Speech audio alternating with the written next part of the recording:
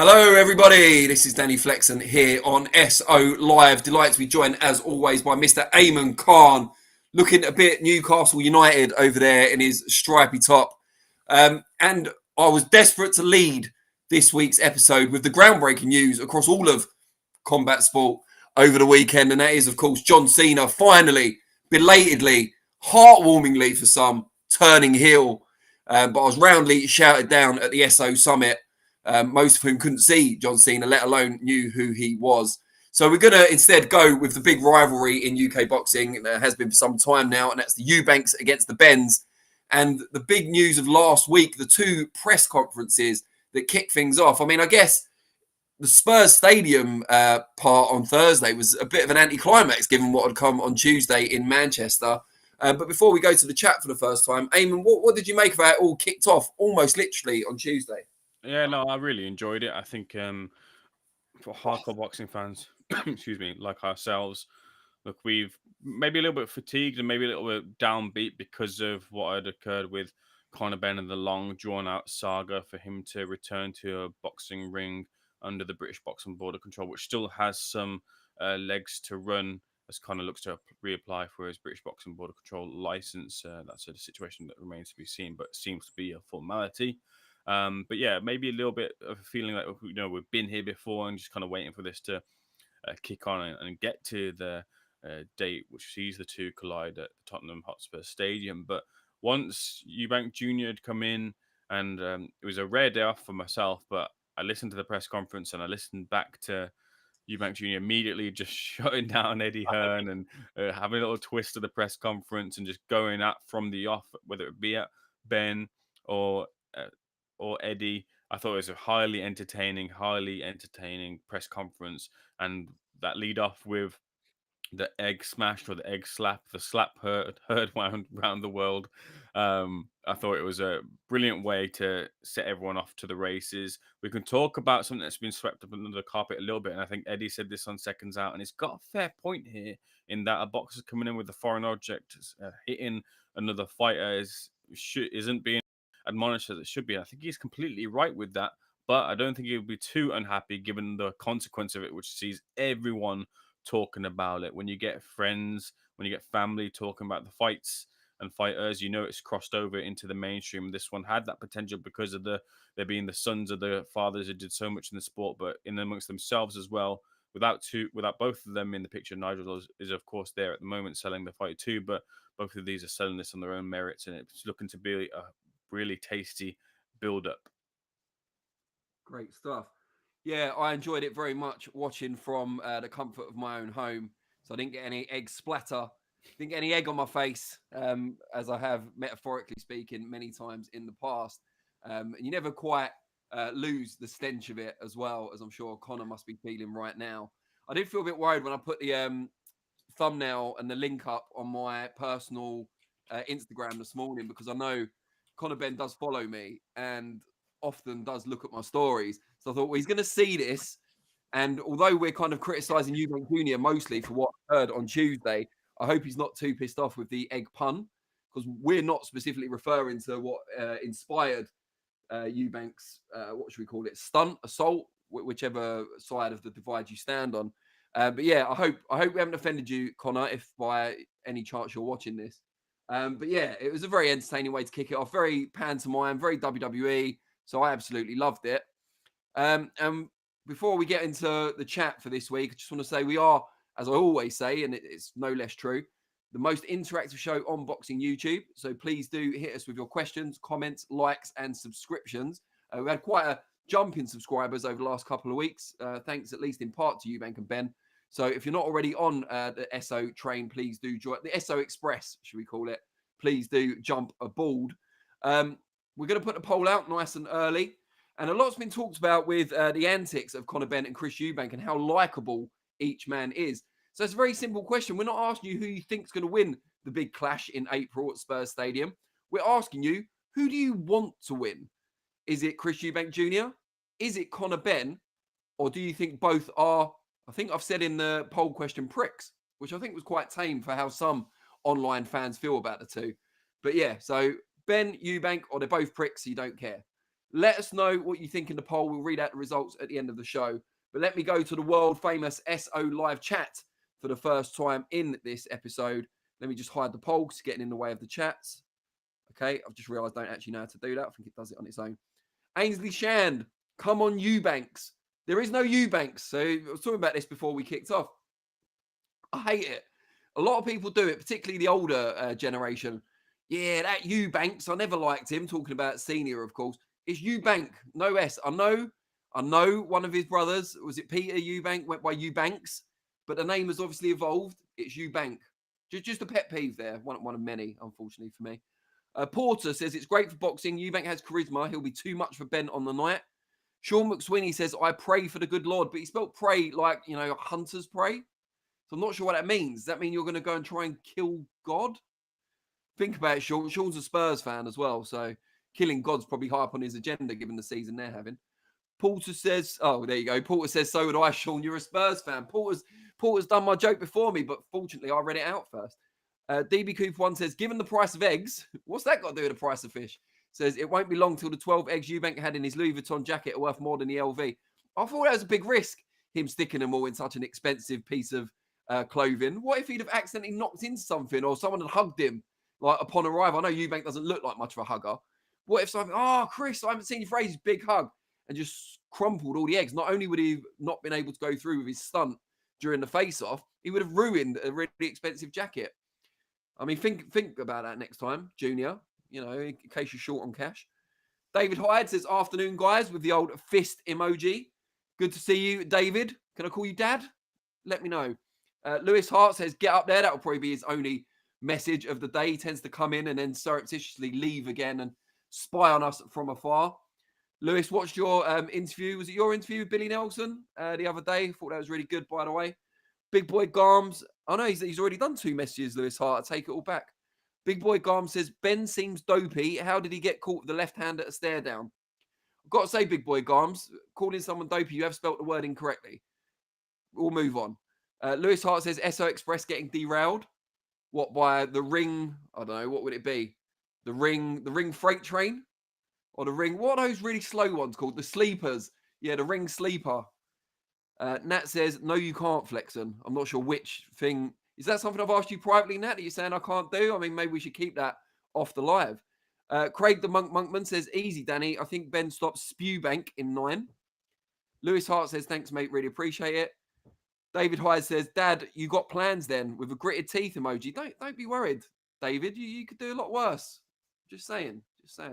But anyway, getting back to Ben and Eubank. Ayman, did the stunt that Eubank pulled surprise you at all? No, not particularly. You got the air that Eubank Jr. is going to do something, and he's mastered the art of selling without being able to or needing to shout and scream or raise his voice. Like some of these press conferences descend into a little bit of a shouting match and such. Eubank Jr. is very much from the school of Jake the Snake Roberts, where the sometimes the quietest man, the most, I guess, eloquent and best spoken, softly spoken man is the one that people listen to and are keen to hear what they've got to say. And he's very much mastered that art. But I think he acknowledged that he needed something to be done to get some form of, I guess maybe he feels, social justice for what had happened in the first fight, whether that be in the form of remuneration for fighters who missed out on purses because of camps and expenses that they've incurred, which he's also going to be accounting for in some form for those fighters who Eddie did say did get a run out, at least from his part of view, where he had to account for those fighters lost out on that payday. But you knew that Eubank was going to do something.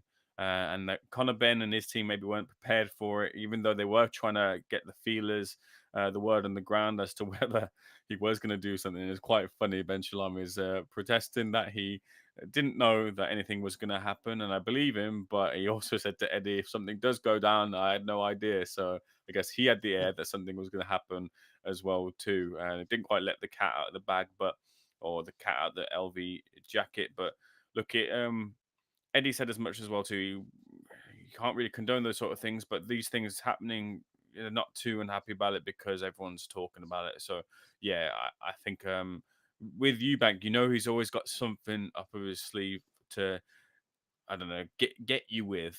And Or in his boy, did pocket. Conor Benn get got. Yeah, up his sleeve or in his pocket. He's like a modern day magician, at least outside the ring. DB Cooper 1 says both might be pricks, but the face Eubank and Shalom, Eubanks, he's done a capital S to try and be funny. Eubank and Shalom are getting more love than Ben and Hearns, Eddie Hearns, says a lot about how disliked Ben and Hearn are. Yeah, I mean, I think they are the heels in this scenario, to continue the WWE theme. Thunder Road, I'm not going to read this out, Thunder Road, unless you encourage everyone to leave the likes. Until then, I'm not reading out any posts that make fun of me because you don't deserve it. So do your job, Thunder Road, and then I will happily read out anything you put on. Lewis Hart says, is Ayman Khan there? There he is. And he's saying hello to DB Cooper. DB Cooper says, afternoon, son, lend us a tenner. Chuck it on that ring expense account. I heard you've got a 250k limit on the old company Amex. Lewis Hart's just laughed that off because it's probably a lot higher than that. Porter says, different subject, but don't you think Parker or Caballero should get the Usyk shot, not Dubois? Dubois has already beat him before. Porter, did you not watch the episode last week where we discussed this in depth and actually said Parker deserves his shot was like the main headline as well? Craig Monkman says, if rumours are correct, Eubank needs to fight to pay Neymar the £4 million he owes. Don't forget the 50,000 that he's going to give to the undercard performers on the original Eubank versus Ben card. Was it Ellie Scottney and then someone else on the undercard were trying to pursue that money? Yeah, I thought it was hilarious, the whole thing, like the back and forth at the press conference, the angrier and angrier Ben was getting. Eddie Hearn kind of, it's a weird one because Eddie Hearn came out afterwards and said, oh, this is terrible. It's assault. I would have told Conor Benn not to do it. Would you fuck, Eddie? Would you fuck, mate? You would have loved it. You would have just like Ben Shalom, you would have said you had no idea it was going to happen. I'm almost certain of that because it's a promoter's dream, which is exactly what Peter Fury called it when I interviewed him last week. The fight as a whole, it is a promoter's dream. The egg thing. Everyone's been making the jokes online for ages, the puns, just as we have obviously today. And then you got Eubank Jr. not only emulating that, but taking it to another level by actually whacking him on the side of the bonds with an egg. And then Eddie saying he would have told, no, he wouldn't. If there was something similar, I don't know, what would he have hit Eubank with, given the past? A microwave? He'd sign a microwave sometime. I don't know how he would have concealed that, to be fair. But yeah, anything like that would have been hilarious. And if I thought that Ben should have played it up a lot more than he did. I thought he should have done something like a stunt at the second press conference, but not something similar. Like either come to the second press conference dressed as like a life-size egg. Well, not a life-size egg because that would have been tiny, but a Ben-sized egg, I guess. Or come in like bandaged up and like with plasters on his face and stuff, as if the egg had done him some serious damage. Like, be self-deprecating, make fun of yourself, but at the same time, take the piss out of your rival. Don't act like it's made you that angry because it is a bit of fun and it's just making you look a bit silly. So make him look silly in return. And, people are already quite interested in the fight. I think this has ramped it up a level, which is what makes it a promoter's dream. And what is it? They said 150,000 were on the waiting list for the pre-sale, and that was just Tottenham Hotspur fans, like Tottenham members. Eddie said it's going to be the biggest fight in British boxing history. I'm not going to quite go with that yet. He is a promoter after all, but it's going to be massive.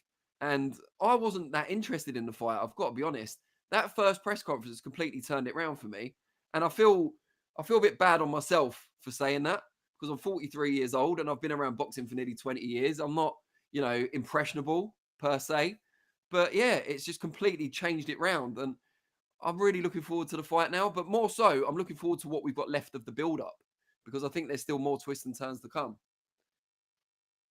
Yeah, no, I agree with you. And it was interesting because we discussed on Seconds Out Live as well, weeks prior, maybe even the prior week before, like how is this fight going to be sold? And is it going to be ducked or Eggs. dodged, or is Eubank Jr. going to be silenced in discussing about the past? And he wasn't. He's absolutely happy to run his mouth about everything, how he feels unjustly done by, how he feels that he was going to be in the ring against someone who was having an unfair advantage. That's what he was happy to discuss. He was happy to throw barbs at Eddie, and he was happy to strike Conor Benn with an egg. It's all kind of led up to what's going to be a brilliant build-up between the two of them. Whether the fight delivers is another thing. You feel like the fight still will deliver, but we don't know what. There's one burning question, and I'm going to give it away. I usually don't give away questions, but there is one burning question, but it's pivotal to how the fight will go, and that is this: when is the check weight on the Saturday? Because if it's a morning check weight, it's manageable. If it's in the dressing room, it's a big, big problem and might sway the fight I towards. assume it's in the morning because the IBF checkways were always in the morning, and that's what this clause is most similar to. Sure, But no one's confirmed that. Like when Peter Fury asked me, and I said I think it's in the morning, and he said if it is, it will make no difference but because Eubank will already have been able to put on 10 pounds, and then he'll have the rest of the day to eat as normal. Eddie's been stressing like it's not what what the IBF is. It's what you negotiate, and they've negotiated and agreed to take on this rehydration clause. So, and then the other part of that is as well too. Sure, there is a 170 rehydration clause on the day, whether it be in the morning or the dressing room. But is Eubank Jr. going to adhere to that? What's the penalties if he doesn't adhere to it? These are all things that are up in the air up until the two get in the ring. So it all makes for a real melting pot of excitement. A real melting pot, a real frying pan, you might say. Stephen says, Stephen Butterworth, of course, who's not currently a full-time or, well, any sort of member of Seconds Out, says, afternoon, everyone. We at Seconds Out don't live by the egg, but we all appreciated Conor Egg getting himself fried last week. Game changed. Porter's admitting he missed last week's show. I'm disappointed in you. I can't lie. Eric Harris, all in caps. I don't know if he's angry or happy. Says, I like both guys. It's entertainment. Glad Ben didn't get in his eye. Just his face. Sorry, couldn't resist. Sorry, had to do that voice, Eric. You've got to calm down on the caps lock. Porter says Ben has lost his head before the fight. He has zero power without the PEDs. We don't endorse that comment. Ben has been cleared, quote unquote, by both the WBC and the National Anti-Doping Panel, as he was quick to point out at the press conference. Thunder Road says, wow, I struck a nerve, but it's your live, so I must respect that, although I now feel like Chris Eubank in the presser with Eddie. Sorry, Thunder Road, I wouldn't let you talk at all if you were like Eddie in that presser. Oh, no, you feel like Chris Eubank in the presser. Okay, well, that's a different dynamic. But yeah, all you've got to do is encourage people to like. I mean, the views have gone up since I last asked you, so maybe maybe you're working your magic behind the scenes. Stephen goes on, Eubank absolutely rattled Eggy Hearn and controlled that Eggy the ego. Porter says, do you think Donovan was robbed at the weekend? Crocker was getting battered every round. That's in segment number 4. So if you hang around with us, Porter, you will find out our opinion on that. DB Cooper 1 says, I doubt Eubank owes Neymar £4 million for poker. They're mates. Neymar is filthy rich. I do, however, 100% believe Ben owes Hearn money. His lifestyle expenses don't match the fights purses he's had and £1 million lawyers. Yeah, I mean, we'll see. There could be a case of promoters, paying either temporarily or permanently for expenses based on the fact that they're going to get a percentage of the future earnings that Ben generates. It's not like Matchroom are going to go poor on what they're going to make from this fight in April. David Hyde suggests that Conor Benn should have come to the second press address like Humpty Dumpty, maybe.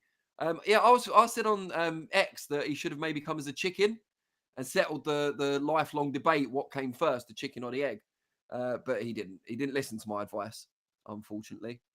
DB Cooper 1 says, I bet they've still got 20k tickets they've not yet released, but they'll slowly release on Ticketmaster. Entire blocks suddenly become available. They always oversell, hype the sales figures. Well, it's just promotion, isn't it? I'm not going to criticize them for that. Craig the Monkman says the Croc, as in Lewis Crocker, was taking a real beating. We will get to that. Steven says, Danny Flexen speaks for everyone. Eubank has completely sold the fight. Eggy Hen and Conor Egg should be grateful. To be fair, it was Conor that sold the egg shot, though, wasn't it? If he'd have just stood there, wipes it off, or, immediately lashed Eubank with a left hook counter, maybe it wouldn't have worked so well. But, he really let it sink in and drip down. And I think that's what sold it. The close-ups of his angry expression afterwards as well. He's done his bit, whether intentionally or otherwise. Craig the Monkman, the prices for the fight are ridiculous too. Say they've never won anything between them. It doesn't matter. I hate to say this, and I've said it before. It really doesn't matter. Ben's never won a British title. He's never beaten the top domestic names at welterweight. Doesn't matter. Eubank Jr. has fallen short every time he stepped up into top class. No offense to Liam Smith, of course. But the Liam Smith when he was a world champion might have been a different story. But yeah, doesn't matter. They've got the rivalry. Fans are gripped on it. They've bought into it. They've invested in it, which is the most important thing. Doesn't matter if there's titles on the line. Doesn't matter who they've beaten in the past. This is a storyline that people are gripped by. You know, either get on the ride that Eubank and Ben are about to take you on, or jump off and don't watch it, to paraphrase The Rock. Braden Coe says, good morning from New Zealand. Good morning, Braden. I'm sure you've got some views on Joseph Parker, just because you're from New Zealand. It's like when someone says they're from somewhere and say, oh, do you know such and such? Just because it's the only other person you know from that area. Yeah, I bet you've got a view on Joseph Parker just because you're both New Zealanders. KO says, Ben is a serious danger for Eubank.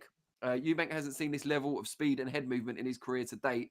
And even if the power doesn't carry up, I think Eubank is shot at age 35. He's in trouble. I'll have to think about that. He's never seen this level of speed and head movement in his career to date. No, he fought Billy Joe Saunders at middleweight and lost. There's no way that Ben's speed and head movement, even though he was a welterweight and he's moving up, was on a level with a peak Billy Joe Saunders. I'm not having that for a second. I was there for that fight. Eubank was punching thin air for about 7 rounds, if I'm fair. Thunder Road says, Ayman, isn't it now a 12-pound rehydration up to 172 instead of 10-pound up to 170?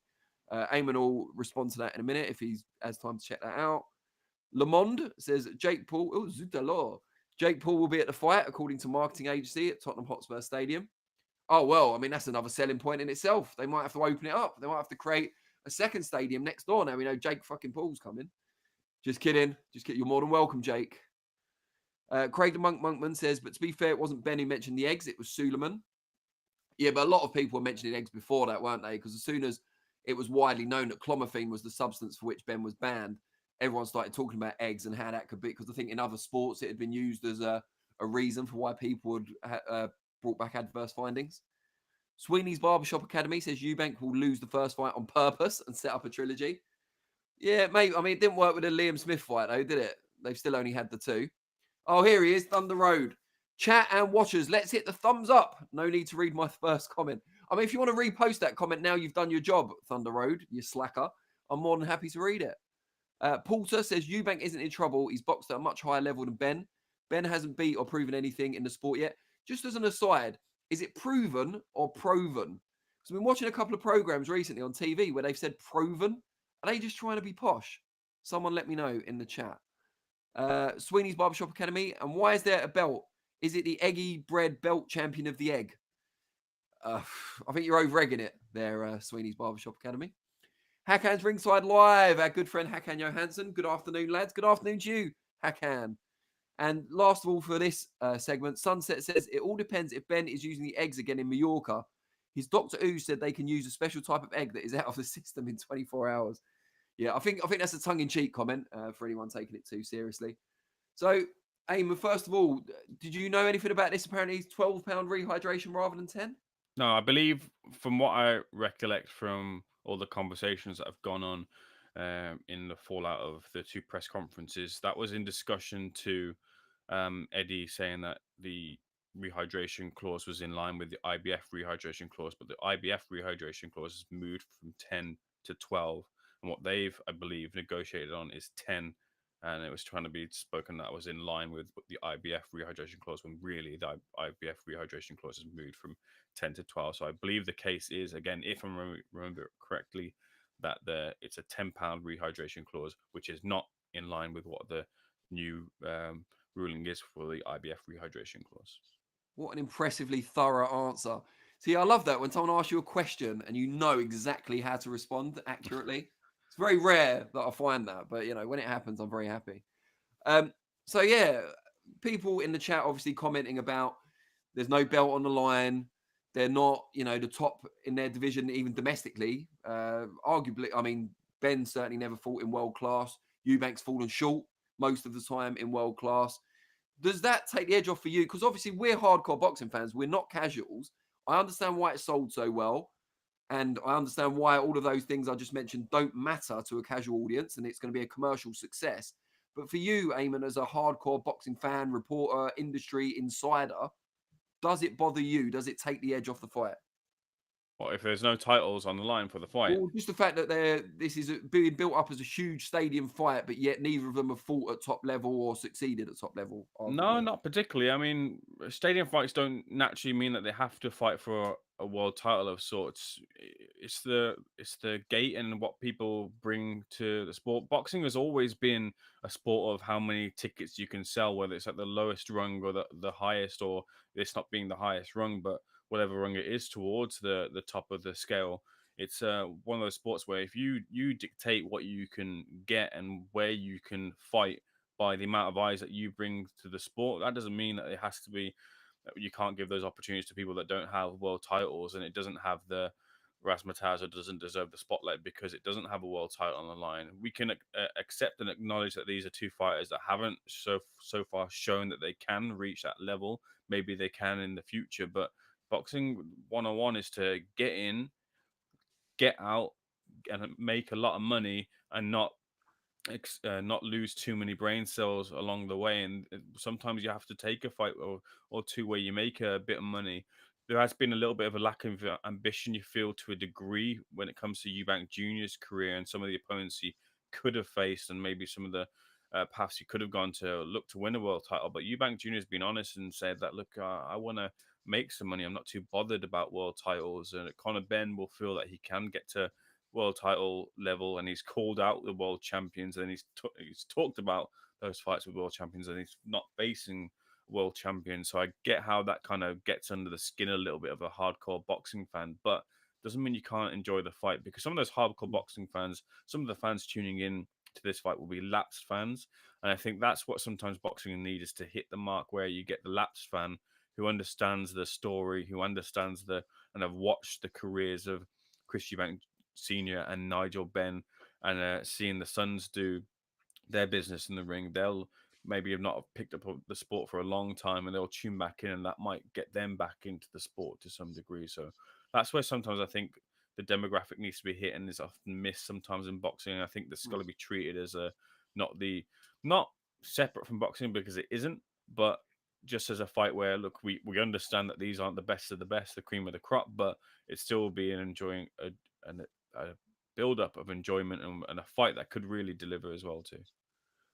So we'll go back to the chat in a second, but just to remind people, we have got a poll out. It's very simple. Who do you want to win Eubank Jr. against Conor Benn? Eubank Jr., Conor Benn, both are pricks and you don't care. They're the three options. Let us know what you think. James says, have we all forgotten how poor Benn's performances have been? He says post-eggs. He means post adverse findings on drug tests. Bessie gets back on them brand of eggs. Otherwise, not a chance of stopping Eubank. Has he had poor performances, or has he just not put people away at a higher weight than he was competing at previously? I think the victory over Pete Dobson looks a lot better on reflection. I think Pete Dobson has been is a good level fighter. I can't quite put what level he's at, but he's a credible fighter.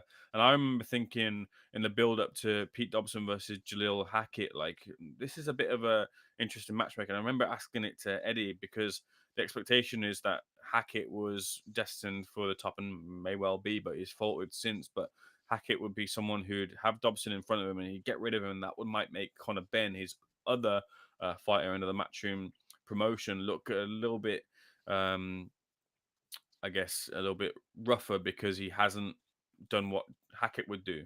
Now, Hackett faltered just as much as, or didn't live up to the expectation that was built for him against Dobson. And I think that kind of builds Ben up in the way that he came through that victory. And he was comfortable in that fight. He was there ringside in Vegas. And sure, maybe his name weren't quite up in the lights as Eddie was pushing, but he got a victory against someone who might have caused him a few problems. I was getting texts from people in the industry saying, oh, I think Dobson might do something here, and there might be a victory for him on the cards. Big upset, but Conor Benn made sure that it wasn't that. Sure, like he wasn't able to punch a big hole in Dobson as maybe he did other opponents, but some of those opponents, of course, are at the tail end of their careers, where Dobson is still a game opponent and will get some wins over some opponents and contenders in the future for sure. So I think Ben has sure he's not glistened as or shined as bright as he did in the past, but I think he's still notched a decent win or two along the way. On that fight, Eamon, I hear Jaleel Hackett is changing his nickname to Can't. Like that one? Jaleel Can't Hackett? It was terrible. Ah, brilliant. At least I'm consistent. That's what I'll Ruthless say. aggression. That's a big one to beat from last week, and you've come with can't hack it. Come on. Sunsets agrees with James, says 0 power without eggs. Eubank will walk straight through him. That's why I think he will use eggs in Mallorca. What, are Mallorcan eggs the best in show? I mean, what are we saying? Stephen Butterworth says, we as Seconds Out will be getting an exclusive with Tony Sims soon. I've got to say, Tony Sims has always accommodated Seconds Out. He's a really good guy. He's always been helpful, even while the issues were going on with Ben. He's never shied away from talking to us, so fair play to Tony. And hopefully Dr. Usman, yeah, I mean, we have tried, to be fair. I don't think we've ever heard back from him, though. And Josh Hart will look to get Dan Lawrence back on. Yeah, I mean, I wouldn't blame Dan Lawrence for never coming on again. He's such a lovely guy, Dan Lawrence, but I don't think he really likes being on camera doing this stuff, so I'm not sure about that. Secret Dance Move says, have no interest in this fight. This is more YouTube boxing. Eubank has had an embarrassing career. 35 years old and still not had a real world title fight. He has. Yes, he has. He fought George Groves. That was a world title fight. In the semi-finals of the World Boxing Super Series. So, yeah. And Groves was a genuine world champion at the weight. So I don't see... Is that right? That is right, isn't it, Eamon? George Groves. Yeah. When he fought it for a world Eubank, was he a title? world champion? He was a world champion, yeah. Yeah, but when he fought Eubank, was he defending the WBA? No. He wasn't? Don't think so. Oh, balls. Okay. Then you're right. Secret Dance Move. I take it back. Sunset says to Stephen, he isn't with Dan Lawrence anymore. Ben, this is. Lawrence was obviously an egg connoisseur. No Dan Lawrence slander on here. Thank you, Sunset. Secret Dance Move goes on. Both are silver spoon boxers. Hold on. Riding on the backs of their father's names. Silver spoon boxers, but no egg mention in your post. Come on, that's a missed opportunity. Stephen says he went life and death with Peter Dobson. Conor egg without the eggs can't crack an egg. Wow. I can't believe how many times I've said egg just through the chat in this one episode. Top Cat. Oh, I used to love Top Cat. I love Eubank. He's so entertaining and interesting. It's what we need in boxing. I mean, who is interesting now? Nobody last few boxers of any charisma was Fury and Nassim. Two of my most famous articles that are still available to read online. Tyson Fury, Nassim Hamed, exclusive interviews. Please do Google them at your leisure. Danny, quick correction. You were right. He was defending the WBA title. My bad. Misremembered for myself. It's not just your bad. It's Secret Dance Move's bad as well. But thanks for bringing the correction up in good time. Top Cat also says, keep up the good work, lads. Thank you, Top Cat, and watch out for Officer Dibble. David Hyde says, it's a sideshow. Does anyone actually care who wins? I'm taking it, David, you haven't voted in the poll then. Changing nothing. They are both going nowhere. Oh, except maybe one last payday versus Jake Paul. David, based on what you've said there, I'd really like to hear your opinion on Jake Paul in greater detail. Do let us know in the chat. Martin Mulligan, Eminem, says, Eubank calls himself next gen. I have to laugh. Yeah, I mean, it's a bit weird. It's one of those, what do you call it? One of those monikers that doesn't age very well. Like fighters that call themselves the babyface assassin, and then you see him at 35 or younger in some cases. Big Chungus is here. He says, get Rufus on. Rufus isn't here today, Big Chungus. He's back in Watford, unfortunately. He'll be back here on Friday. Maybe we'll get some stills of Rufus in his absence from now on. Secret Dance Move says, let's have some real boxing. Tank versus Roach. That's in segment 3. Secret Dance Move. And we should have Radio Rahim joining us for that segment. So that's another thing to look forward to. Tell your friends. We'll get the audience up before he joins us.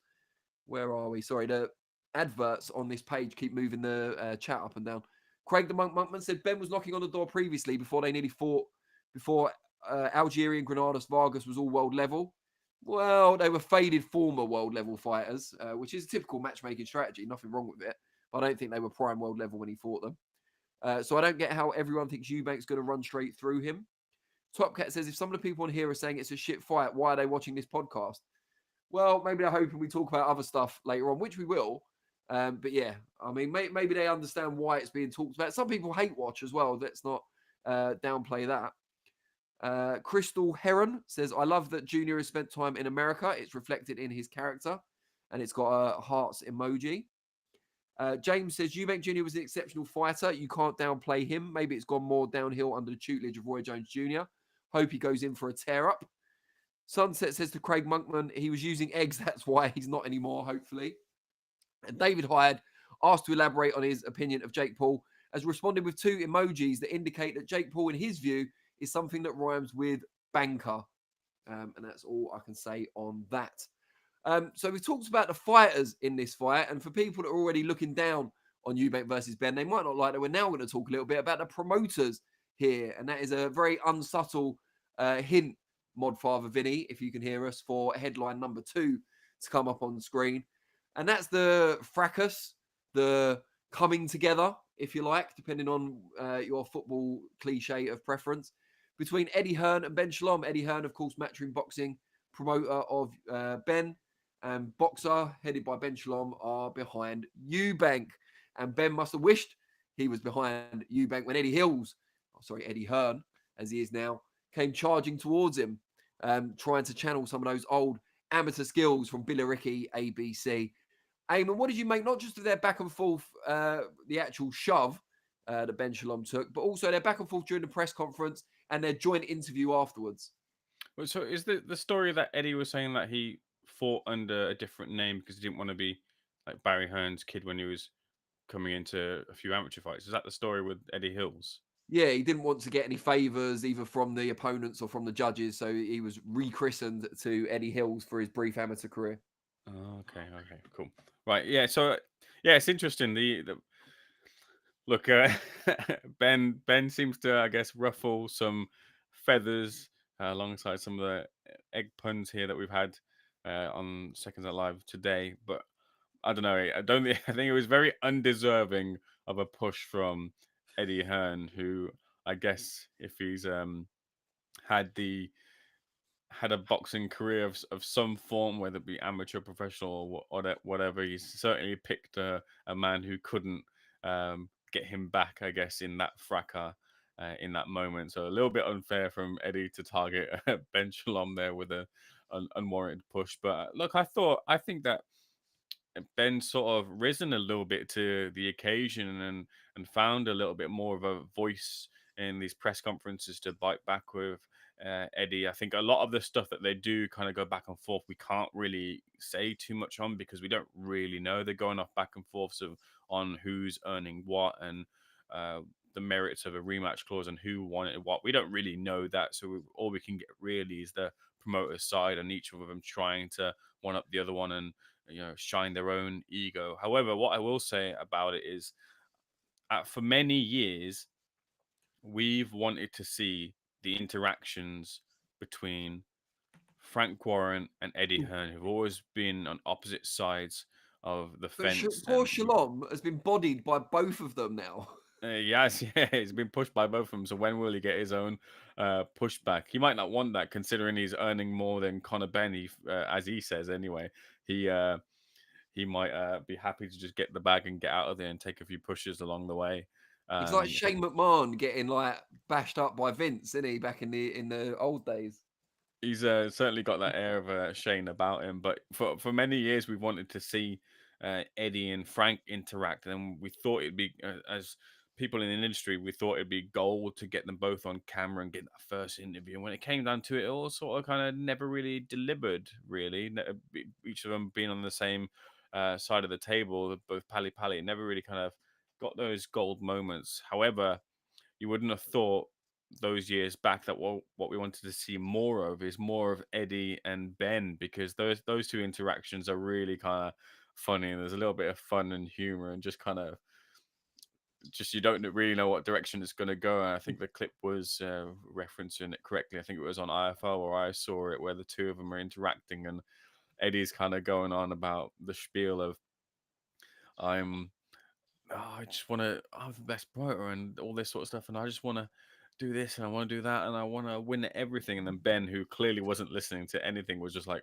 win at what? Like, just completely like random type of responses and just saying. So I was speaking to a colleague of mine on the phone, I think it was yesterday, and he was saying the bit that got him was the point where he's like, oh, yeah, well, if you're earning more than Conor Benn, maybe Chris Eubank Jr. should sue you. And Ben's just like, yeah, maybe he should. And then Eddie goes, well, that's a strange thing to say. Like, so you just don't know what direction Shalom's going to go in with. And Eddie seems to, for now, taken a bit of a liking to him, and I think it always comes off like little brother. Like if you jab and get too many jabs in, and you push the head back too much with the jabs, it almost looks, the open goal looks a bit too harsh when you keep scoring the open goal. So Eddie's sort of managing the moment by not, I guess, ripping Ben Shalom, because I think Eddie's definitely got the way of the words over Ben has. But I think Ben is certainly rising and being a bit more comfortable in the situation, and he's having his own fun. It's a bit confusing, the fun, when he says that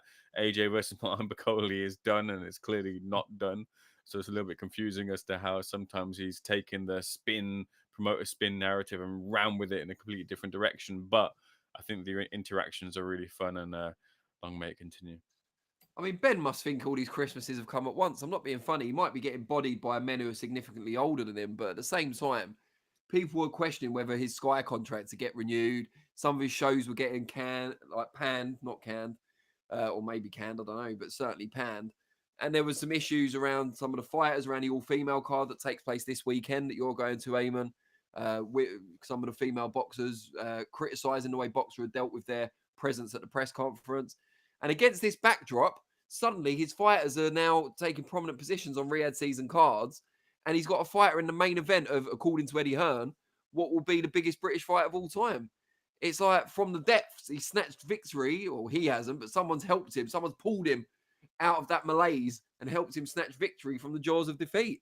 It's an amazing turnaround for Ben Shalom. I'm not sure how much his own progression has had to do with it, but fair play to him. You know, everyone loves an underdog story. Not that, you know, he was necessarily an underdog. You know, he's not had the most difficult of childhoods from what I've heard. You know, he's always been relatively comfortable, but he's worked hard. People have criticised him, and now he's at the top table, both literally and figuratively. So fair play to him. As DB Cooper One has echoed that actually in a chat I've just seen, but we're not at that yet. Thunder Road. Just before I read Thunder Road's comment, I should say, when I was talking about boxers' nicknames aging badly, for example, the Babyface Assassin, I wasn't referring to any particular boxer. You know, Paul Butler, Marco Antonio Barrera, just two boxers off the top of my head who have been referred to as Babyface Assassins. But Thunder Road says Shannon, the Babyface Assassin Courtney, has aged like leather, which her face more resembles. I mean, that's almost misogynistic there, Thunder Road, so be careful. But yeah, I mean, we're not endorsing that here on SO Live, in case Shannon ever wants to come on the show. Stephen says, Eddie Hearn literally morphed into Eddie Hills. The fact he kept looking around, seeing who to push, then he saw Shalom. Yeah, I mean, I think that's what everyone does, though, isn't it? Like, Frank Warren looked around, saw Shalom, and thought, yeah, you'll do. You're the one. DB Cooper One says, Ben Shalom's stock is at an all-time high. Hearns has lost the plot. Big up the Yardie Shalom. You're done, no. Screw. Yeah, all right. Enough of that. Stephen said, everyone was trying to break up the scuffle when Eddie Hearn saw his chance to pick on Shalom again. Yeah, Eddie, you bully. Bully Hills. Secret Dance Move says, Tank versus Jake Paul seems like it's actually going to happen, which will be shocking for all kinds of reasons. Well, I hope Tank sorted his hair out by then, but we'll get into that in segment 4. Stephen said, oh no, segment 3. I apologize. Stephen says, would Eggy Hills put his 5-0 record on the line against Oscar De La Hoya? Tough ask, but the eggs may be the difference. Oh my God, can you imagine? Craig the Monkman, how would Tank be able to fight fake Paul? There's over 50 pounds difference. David Hyde says to Thunder Road, hands off our Shannon, our Watford bird from the Meriden, in it. David, I think you might want to speak to your daughter about this love for Shannon Courtney. She may not fully endorse it. Big Boy Garms says, Schlong reminds me of that other promoter, Frank Maloney. Same makeup. Probably not the same future, I've got to say.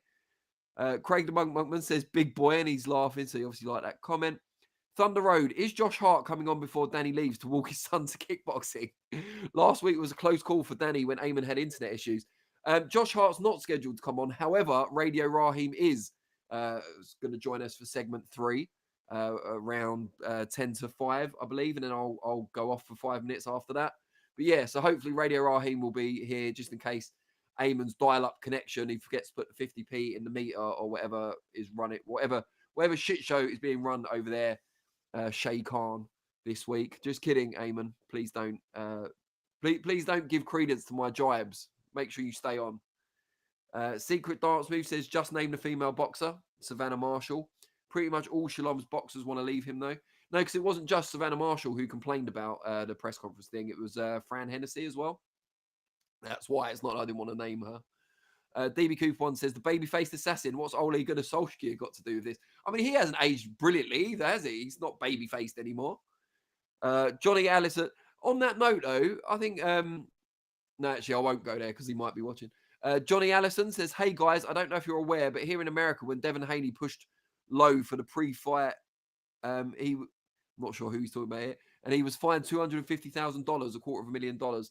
Yeah, I mean, Chris Eubank Jr. will, of course, face some sort of sanction from the British Boxing Board of Control. I doubt it'll be that much, but we shall see. Porter says, I missed his or her last comment.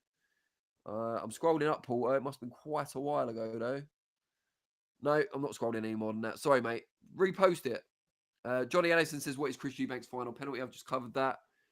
Johnny Allison says, Lomo. So, yeah, when Haney against Lomo. Okay, so he got fined $250,000. Secret Dance Move says, it will happen in Texas where anything goes, so the weight difference won't matter. That's referring to Jake Paul against Tank Davis. Big Chunga says, Chris Eubank Jr. always cracks under pressure, but he always excels in the ring. Very good. What if there's pressure on in the ring? Dale, the Autistic Hermit, which is a great handle, says, who is excited for this match promoted by Eddie Hills? Big Chunga says, but Conor Benn's punches are so strong, they'll leave him, wait for it, shell-shocked. DB Cooper 1, I heard SO sent Josh Hart to Dublin, and as first time abroad on a plane, it was Belfast, not Dublin. It sounds like a plot from a Make-A-Wish charity. Yeah, John Cena did it before he turned heel, fulfilling a kid's dream. Porter says that's the spirit. Stephen says doing kickboxing in the wonderland of Snodland is what we all dream of. Stephen, I've told you this, and as a apparent member of Seconds Out, you should know this. I haven't lived in Snodland for a year and a half now. Moved to Rochester quite some time ago. Not that kickboxing in Rochester is what everyone dreams of either, but he seems to enjoy it. Secret Dance Move says Tank versus Jake Paul will be huge though on Netflix. Biggest feud fight in boxing history too. Well, we'll see. Let's first see if Ben Eubank versus Ben is the biggest fight in British boxing history before we get on to that. Ayman, what I was going to ask you as well, the big thing that Hearn and Shalom were arguing about, certainly after the press conference, was whether Shalom had any foreknowledge of the egg assault, the egg attack that was to come. Shalom insisted that he didn't. Eddie said he believed him, but then later on when they were separated said he didn't. What do you think? You know, you've known Shalom quite a while now. Do you think he knew? So the way I would actually answer this is thinking about, this is how we can bring in the John Cena heel turner, because I listened to the Triple H post PLE press conference, and he was saying that with moments like those, you've got to keep a tight-knit circle, because in wrestling, when word gets out about something big happening, an angle is about to be filmed and shot on the night, it can leak out, and they've had many leaks throughout the past, and whether it be leaks which aren't 100% correct, which he said that sometimes it's a load of bull hockey, but otherwise, but sometimes there are leaks where they have the leaks and it is true and they get frustrated about it. I think with those sorts of situations, Chris Eubank Jr.'s team would have known that if this got out to people other than the ones that they could trust, I'm not saying they couldn't trust Shalom, but if you let people know, then it gives more chance for the secret to slip out and for people to put a break on what they were trying to do. So I believe that Ben Shalom probably knew something was going to go down, but he didn't know what was going to go down, which is why he said, if something happens, I wasn't in on it, but Shalom probably knew that something was going to go down, and but not quite how or what was going to go down. So I think that's probably what the situation was there. And I think Eubank Jr. kept it to himself and maybe not even anyone else in his team at all, or his family or whatever. He just wanted this moment so badly that he kept stum and got what he wanted. Now, joining us for the start of segment 3, take the hint, Modfather Vinny, is our one and only roving reporter / expert interviewer. I'm going to do a long intro while he retakes his seat. Radio Rahim. But he's hovering around his laptop / cell phone at the moment. He hasn't taken his seat just yet. Come on, Rahim. Bring it in. Here he is. What's happening? What's happening, Rahim? How you doing, mate? We're having a swell time. Live on satellite from London, I believe. Yeah, indeed. It's good to see you. we're just about to start talking about the Tank Davis fight at the weekend against Lamont Roach. Before we go into the rights and wrongs, or probably mostly wrongs, of the situation, have you, in your time in boxing, ever seen anything like that before?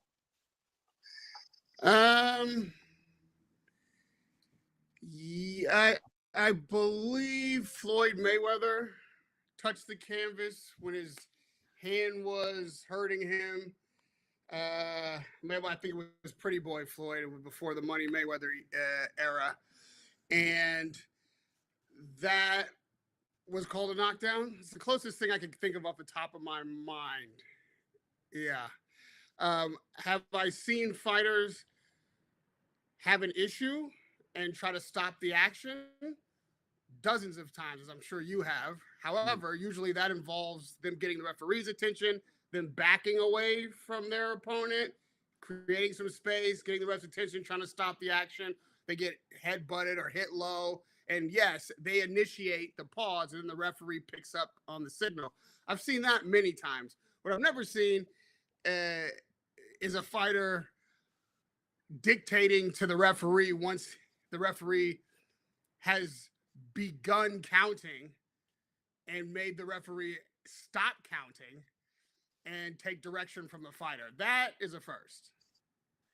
Yeah, I mean, I suppose it speaks to the influence that Tank Davis and maybe the elite fighters generally have, the undue influence in some cases. But it's a very experienced referee in there as well. Someone we've seen referee, tens or hundreds of world title fights. What do you put it down to? Was he just kind of caught in the moment and didn't really know how to react? Well, outside of boxing, the best analogy I've heard is when, and you guys may not be familiar with this because it's American basketball, but you do know Michael Jordan. And there was a moment when Michael Jordan heard the whistle, and then the referee looked at Mike as if to say, was that a foul? And Mike was like, yeah, that's a foul. And then he calls the foul.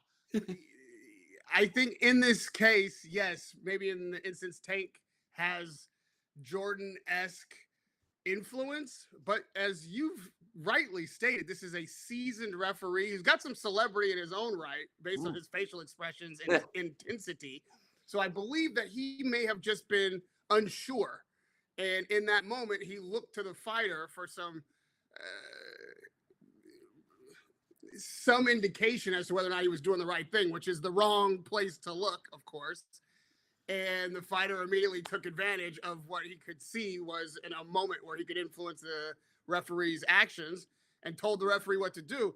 You know, I've seen online that many people are posting that, inside the deep rules, that if you take a knee, it is at the referee's discretion if there's an equipment issue or something like that. However, I think that, and this is kind of like, a constitutional debate now, like what is the original intent of that language? I think that would be more in reference to if you slipped on, some paint, on the canvas from the advertisements on the canvas, and you slip and you go down on a knee, surely the referee can, okay, that's a slip, that's not a knockdown. If your glove comes off and you stop fighting, then surely that makes sense. However, even though it's not like he got knocked down, even the hair going in the eye and the grease burning him, which I take at his word was the problem, was initiated by action from his opponent. It was a light tapping jab that flicked the hair into the eye that created the burn.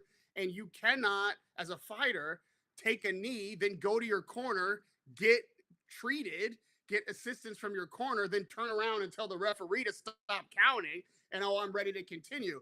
No involvement from the referee at all, other than to do exactly what you've told him to do. That, I believe, is a break in Tank Davis's focus to think that was possible, to take that knee when he knows that should, in fact, create a knockdown. And it was something that I think plagued him throughout the fight. A lack of focus, frustration, him trying to control the situation that Lamont Roach was not allowing him to control, and it culminated in that moment. And, by the skin of his teeth and the luck of a moment that also apparently the ref was confused, he got away with something there. I think that this is not an incorrectable issue, though. This is the thing. This is something that can be reviewed by the New York State Athletic Commission and corrected. Give the point to Roach or deduct the point from Tank on the cards and let the chips fall where they may. Whatever that point deduction does to the cards, well, that's the result of the fight officially. I think that's what should happen. Boxing is not always able to correct itself. In this case, it absolutely can and should. Well, I'm going to take my break shortly, but let me leave you with a statement and a question for you both. So first of all, Tank Davis's hairstylist has posted on social media today, basically saying that after doing Tank's hair, he then went through the weigh-in, gym session or a workout, all before getting in the ring on that night. And she said she didn't put that much grease in his hair that it should have still been a problem on fight night. So take from that what you will. But I want to ask you both. First of all, do you feel Lamont Roach was the victim of an injustice? Because with that knockdown counted, he would have won rather than drawn. But if the referee had called a knockdown and Lamont Roach would have won the fight, would Tank have been the victim of an injustice? Should a fighter win for that reason? So I'll leave you two to that heated debate, and I'll be back in around 5 minutes. I'll let you go first, Ayman. Oh, man, it's a tough question. Look, the way I thought the fight went, first of all, just to set this up, is I thought it was a close fight. Now, I was sort of hanging on. This was very much late at night coming back off of a show. It's difficult to kind of score, but I don't know. I kind of agree with everything that you've said, Rahim, what people have said in the fallout of this fight about this being, look, black letter of the law and maybe a knockdown should have been called. But we're talking about justice here. And was it a legitimate knockdown caused here? Sure, there was a shot, but in the actual kind of thought process of what a knockdown is, was someone hurt by a punch either to the head or the body, maybe to a degree to the eye, but really enough to say that was a cause of the knockdown? No, it's because of the grease that he wanted to get out of his eye. So is there scope to kind of say that, look, maybe the fight can be paused if you go to referee and say that, and then just something, a bit of common sense here to say we can continue on with the fight and not have a fight stopped or a point be taken off for someone who hasn't had a traditional way of a point being taken off of them. But in the flip side, when it comes to Lamont Roach, he can feel rightly aggrieved, like we've mentioned there, and it was a draw, that if that was called, he would have won. And that's a big scalp to take from a real true superstar in the game. It wasn't billed by many for it to be that way, that Davis would have so many problems with Lamont Roach's style, having that they've had the history where Gervonta Davis did come out with a victory when they fought in the amateur scene beforehand. So this is a real moment that's been taken away from Lamont Roach. So he can rightly feel aggrieved. And in the context of Tank Davis saying, flip-flopping on the idea of a rematch, he said in the ring, yeah, let's get the rematch. Then he said in the post-fight press conference, I don't think the rematch can be next. Now on Twitter, he's saying, let's get the rematch in May. We don't know what the situation is in terms of a rematch, but Lamont Roach must feel like in a bit of limbo because he's not getting justice in the form of the victory on the cards and potentially the rematch being signed, sealed, and delivered for him. It wouldn't be the way that it would be immediately 48 hours or so from the fight, but you'd expect or want to see Lamont Roach get some form of justice in the form of a rematch, but that seems very much up in the air right now. Rahim, I don't know, justice on both sides. It's a little bit of a, for boxing especially, is something you don't truly get, and it can only really be delivered by a rematch. Do you think we get it? Without the knockdown, I still have Roach winning 15-13. So to answer Danny's question, yes, it's an injustice without the knockdown. With the knockdown, it's an insult to injury. There's no way, regardless to whether or not the grease was the reason that Gervonta Davis was troubled, that Gervonta Davis has the option to stop the action, and certainly not by taking a knee. The best option available to him at that time is to get the ref's attention and try to get the ref to stop the action long enough for him to explain the situation, or in hopes that the referee will allow him enough time to get something white from his eye. I'm not even convinced that if the referee knew exactly what the issue was, that the referee should stop the action for that purpose. That's your fault. That's your problem. That is something that you have to get yourself out of this round and deal with in the corner in the minute provided you to make your adjustments for the next round. Fucking hair issue is not a reason to stop the action. And also, it wildly disadvantages Roach if he's on a roll or he's pressuring. Or I mean, if that's the case, any number of I got a toothache. Hold on, let me adjust my mouthpiece. Like, what are we talking about? You have to deal with whatever issues you have in the corner between rounds. And if something happens during the fight that is making it uncomfortable for you, well, you got to find your way out of that round so you can address it between rounds. So yes, there's an injury and an insult added to injury.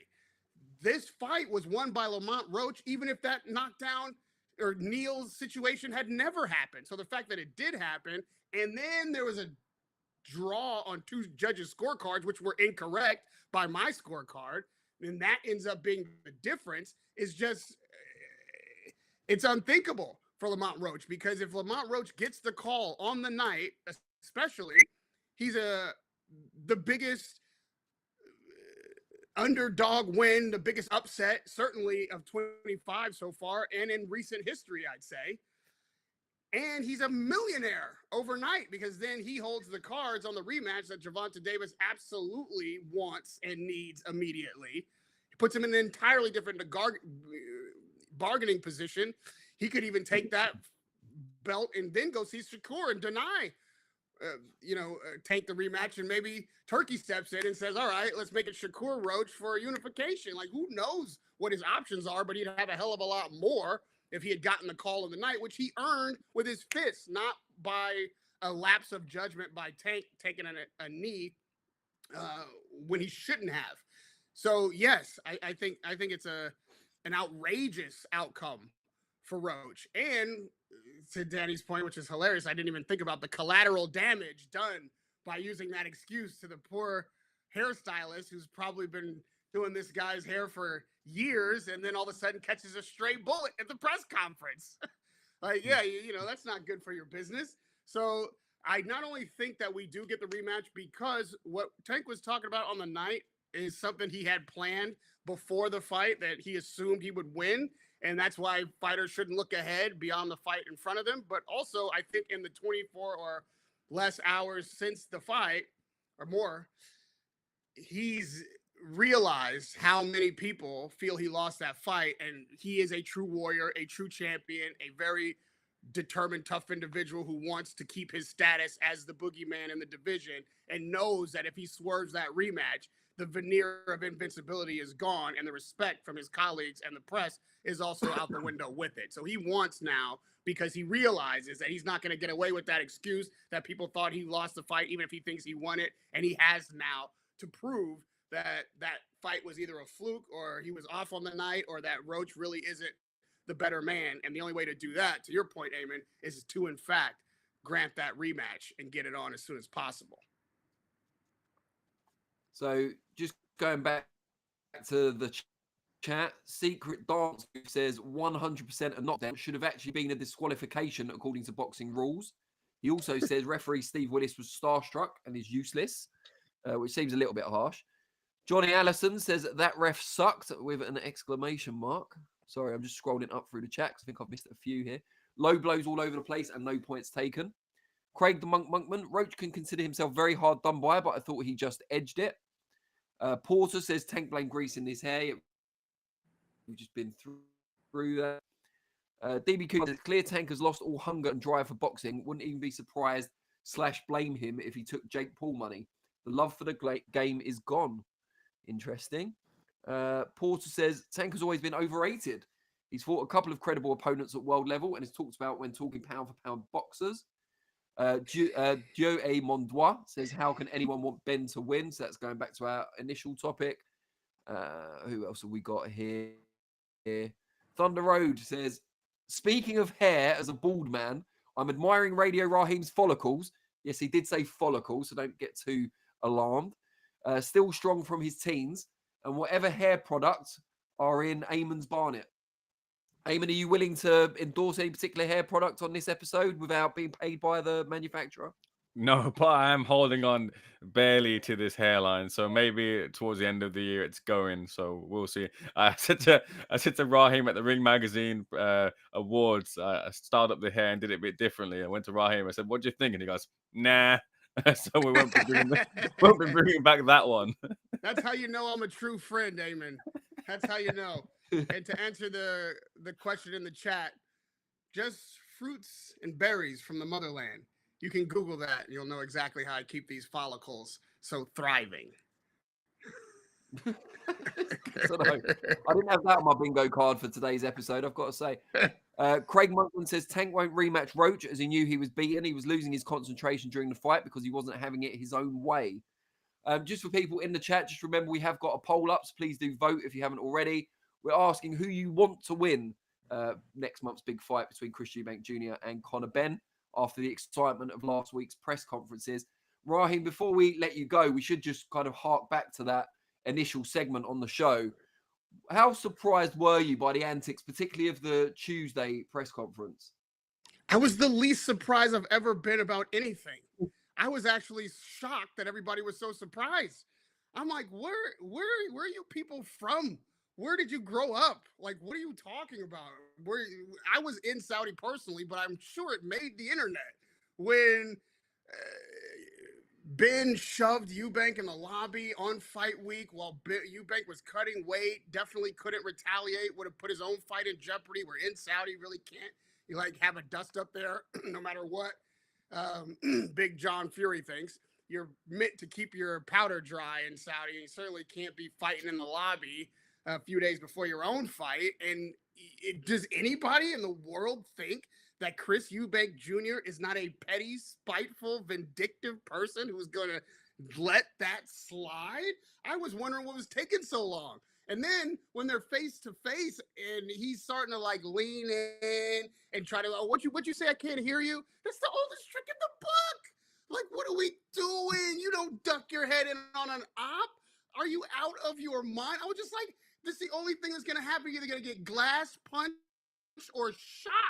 There's no reason why anybody in that building and anybody online watching that thing unfold should have been surprised at all. Now, the egg, I mean, come on. Well done, sir. Well done. Nice, nice with the antics. That was the unexpected part, and that was the humor that made it very funny and not, lethal. You're not going to break a guy's jaw with an egg. You're not going to, Eddie Hearn's like, oh, it could have gotten into his eye. Like, just shut the fuck up. That's madness. There's nothing that's just funny, and it's a wild thing to do, but it's also something's going to happen. Like, you have to know they're that close with Eubank needing a get back that he's going to get back. And I just couldn't, I don't want to go on about this because it animated me on the day as well. When I seen him be like, what's that? What'd you say? I can't hear you. Like, could you come a little closer? I almost lost my shit right there. I almost ruined it from just screaming out loud, like, don't do it. Like, No, I was not surprised. However, I was very surprised by all of these roadmen and guys from the inns not being fully anticipating something coming across Ben's face, leaning that close in on an op who needed a get back. So, kudos to you guys for being so parliamentary, because I expected that exact procedure. Fair enough. Rahim, really appreciate you joining us. We hope we can make this a more regular thing going forward. Although, just don't tell Eddie Hearn to, what was it? Fuck off every week, Don't tell him what? Don't tell him to fuck off every week, Oh, why do you think he'll be ill? Yeah, he might be illing, exactly. Yeah, we're worried about that. Which, by the way, since Eddie and I have a good ribbing, if you will, I would like everyone watching it in the chat to do me one simple favor. ILLING.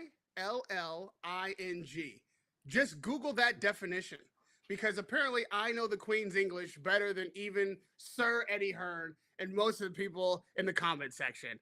Illing. I used it in a sentence referencing the onset of illness by Daniel Dubois.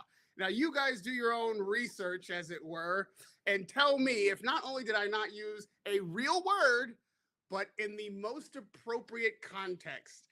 That really is my crowning achievement of 2025.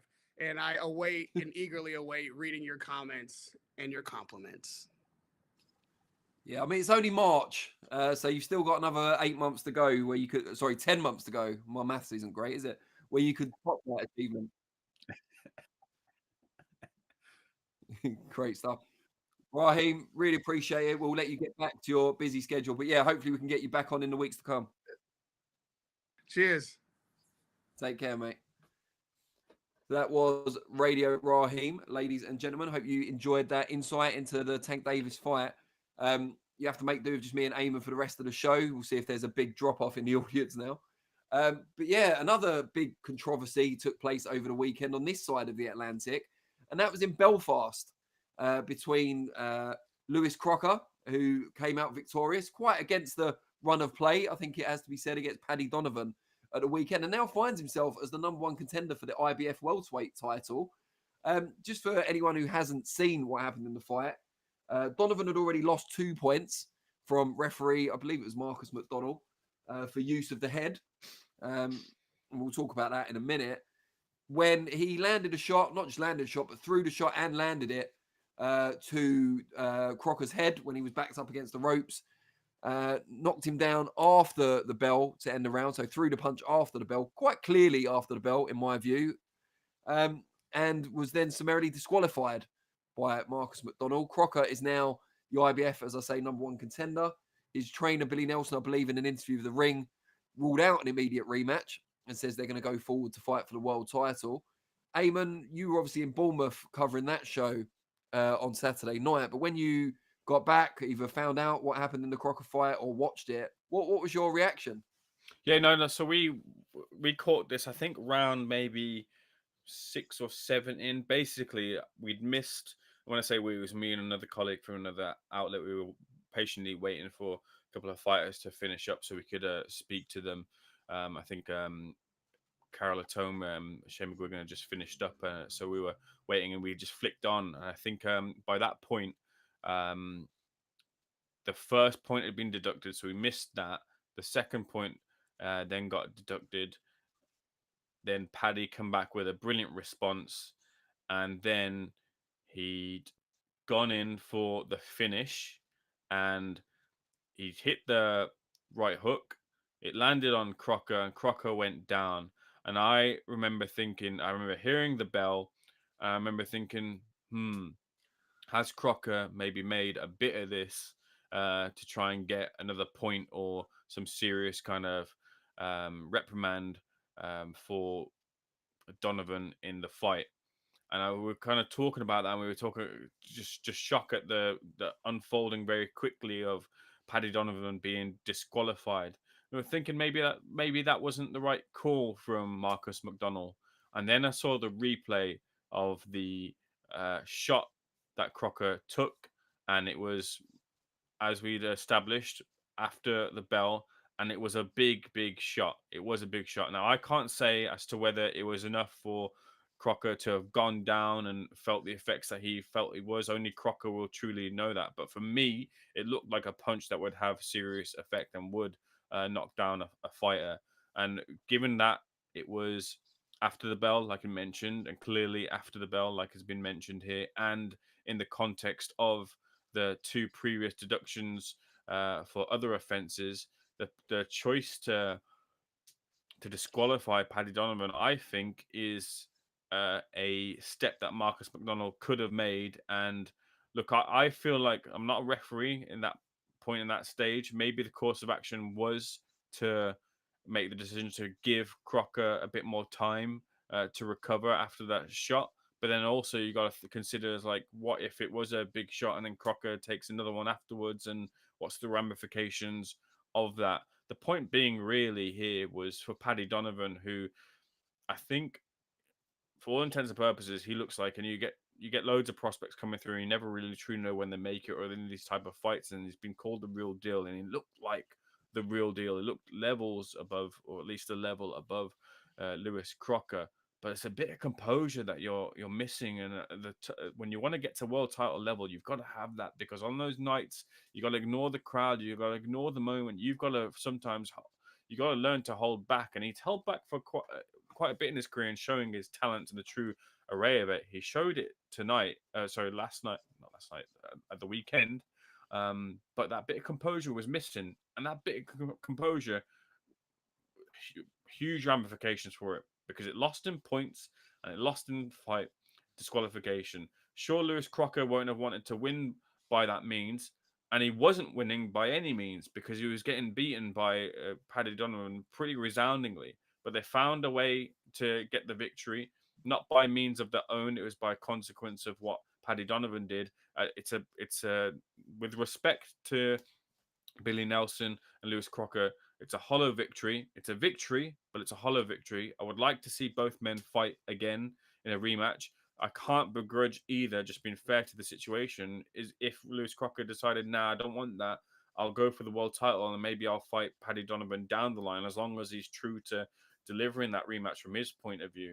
It's interesting, Eddie Hearn saying that he felt that actually the rematch with Paddy Donovan would be a lot more money for him than a Boots fight if they were to deliver that. If Boots was to win against Stanionis, that was quite interesting. That might maybe sway Lewis Crocker. He might feel like a loss at world title level if he was to lose. He could come down, and that rematch would always still be there. So you still think he'd probably still take the shot at the world title. But yeah, I still feel that the referee.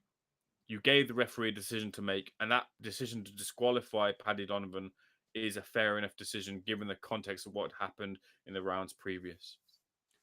Yeah, I mean, before I get into the fight itself, I can't attach any blame to Lewis Crocker or his team for going on towards that world title shot rather than entertain an immediate rematch. Because unless you have to have the rematch, which apparently he doesn't, why would you? You were clearly losing the fight. You might say, or your team might say, that it was because of some of the less fair tactics used by your opponent. And I would say that during the fight, it wasn't just the heads going in quite often, perhaps from both boxers, but Donovan was also using the shoulder and the elbow quite frequently and not getting reprimanded for that. But yeah, so you were losing that fight. Again, the rematch will always be there, and you're going to make probably a career highest purse for your world title shot. And even if you lose, your standing's no worse than it is at the moment, or it's certainly no worse than it was before the Donovan fight.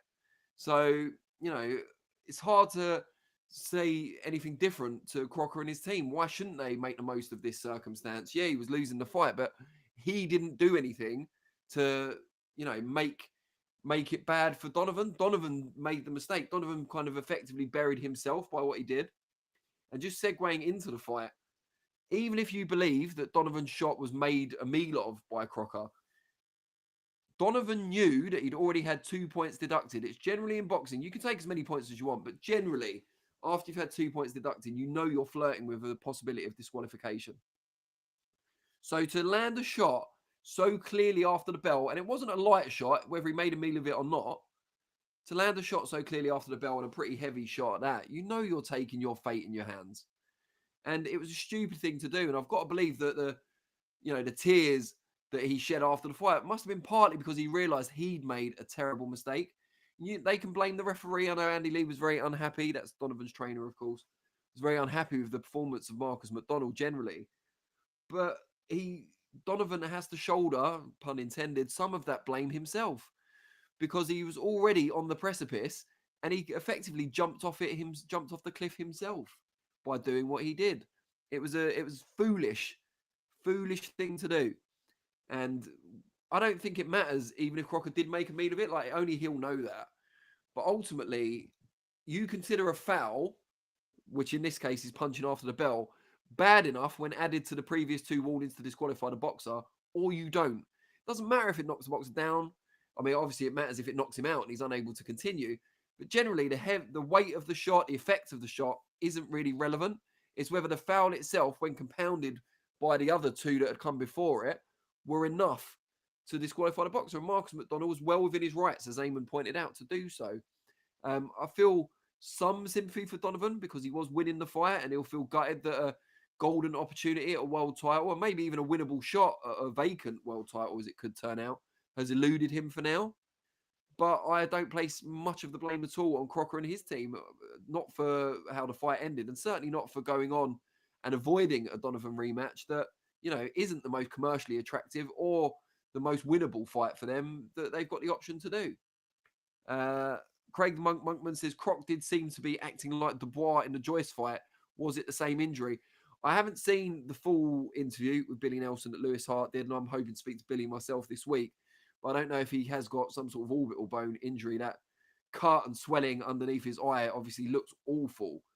So it'd be interesting to see. But the fight itself, Donovan was well on top, but it's how much of the things he did that weren't completely, Queensberry rules compliant allowed him to assert that dominance.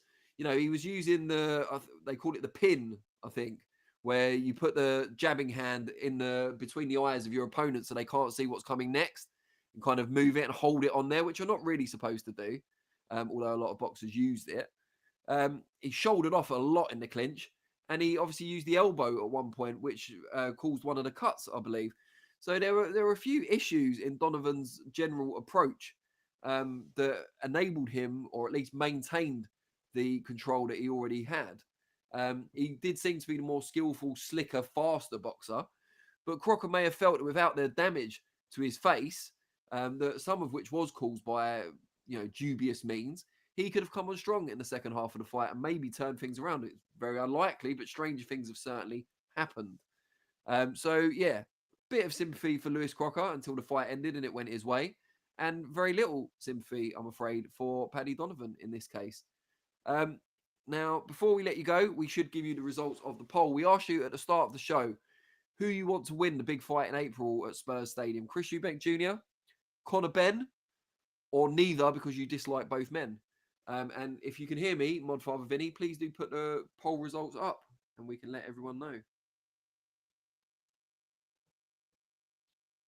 Vinny. I think Vinny's gone to sleep. Our boxing chat has made him so happy. Oh, he's put it in our group chat, so I will read it out to you. Who do you want to win? Third place. Actually, no, that will give it away. Well, yeah, either way, I'll give it away. Third place, Conor Benn with 19% of the vote. Second place, so beating Conor Benn in this poll. Both are pricks. We don't care. 24%. And a landslide winner. I never thought I'd say this if you thought, I don't know, anyone really. Elon Musk, Vladimir Putin. But yeah, against Conor Benn, Eubank Jr., 56% of you want to see next gen, 35-year-old next gen, come out on top. He's become a fan favourite. He's become a babyface. I don't know how this happened. Well, I do know how it happened. But yeah, all it took was what? One egg? Madness. 56%. Ayman, are you surprised not so much by the winner of the poll, but by the landslide victory? No, not particularly. I think Eubank Jr. is playing the game of favour pretty well. He's saying that he's the villain, and there are two villains in this process, but really and truly, he knows that by saying that, he's sort of like self-deprecating, not really understanding, or saying that he's not with the fans, or the fans don't have his favor. But the truth is, I think he knows that he's playing that he's more of an anti-hero as opposed to the villain. And I think people like and appreciate that. And like I mentioned there, a little bit of a social justice feeling for what went on in the first fight, because he's kind of delivering the excitement. He's the one pushing the excitement and the headlines in the fight. So he's the one that's getting all the talk. He's getting the one that's getting all the credit. And Conor Benn, on the flip side as well, is playing his role really well too. If he's the villain and he's going all in and being the one to chime in and being aggressive and being the one to flip at Ben Shalom or Eubank Jr. So if Eubank Jr. is to be liked, then Conor Benn equally is to be disliked, and they're both playing their roles perfectly. Good stuff. Right, we appreciate you all tuning in. Please do give us a like and a subscribe if you haven't already. If you're watching on playback, leave some comments and we will respond to some of those as well. In the meantime, we'll be back next Monday, but there's plenty more to come on Seconds Out this week, including KSI Dylan Dennis Unfinished Business press conference, which Ayman will be attending tomorrow, and the fight week for the all-female show that we talked about earlier on at the Royal Albert Hall, Boxer and Sky Sports. So plenty to come. I'm sure Ayman will tell you a bit more because, as it is always the custom here on SO Live, Ayman Khan gets the last word. Yes, thank you, Danny. Much appreciated. Once again, like to extend our gratitude to all the listeners, the subscribers, not DB Cooper because he isn't one still, but everyone else can definitely get one. So thank you so much for showing your support in your way. It goes a long way for us, as we really appreciate interacting with you guys on Seconds Out Live again, whether it be this week or any past week. And of course, moving forward throughout the year, I'll be in the field, as Danny mentioned, delivering you, I guess, the whole suite of boxing content, whether it be from the Misfits boxing side and KSI versus Dylan Dennis and all the fun and spotlight that will bring, of course, to the sport, and to the other side of the coin, that being the Royal Albert Hall show, which features Natasha Jonas versus Lauren Price, two ladies looking to settle a rivalry in the ring on a Friday. A very historic and storied venue. First time there myself, going there for any sort of entertainment, so looking forward to that one. Of course, any breaking latest news and developments, Seconds Out will be sure to be on top of that and bring you those to you as and when they unfold. But for now, I want to thank you once again. Thank you to Danny, Rahim, and Vinny for helping deliver another brilliant episode of Seconds Out Live, and we'll see you guys on the next one.